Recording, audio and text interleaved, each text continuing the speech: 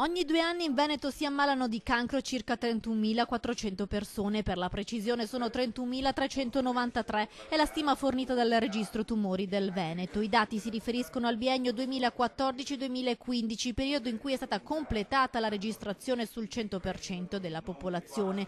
Numeri per inquadrare un fenomeno che spaventa, soprattutto per l'abbassarsi dell'età in cui ci si ammala. Sono soprattutto le donne ad essere colpite sotto i 40 anni. Il rischio è quello del tumore alla mammella, diffuso per il 32% dei casi, segue quello del colon retto. Negli uomini invece il più diffuso, con il 21% dei casi, è il tumore alla prostata. In Veneto in questi ultimi anni è aumentato il cancro alla tiroide, ma c'è anche una buona notizia. La buona notizia riguarda il tumore del polmone. Chi parla bene parla di big killer, e così è un tumore ad elevata mortalità.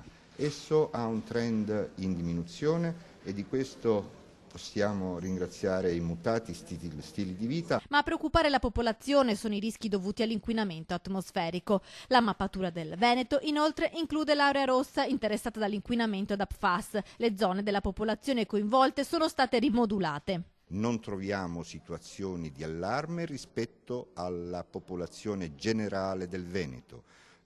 Questo non significa che si possa abbassare la guardia rispetto ad un tema di impatto ambientale straordinariamente elevato per la nostra regione. Diagnosi precoce, fondamentale per intervenire con cure efficaci. Vogliamoci bene è un principio metafisico. Invito la popolazione a volersi bene.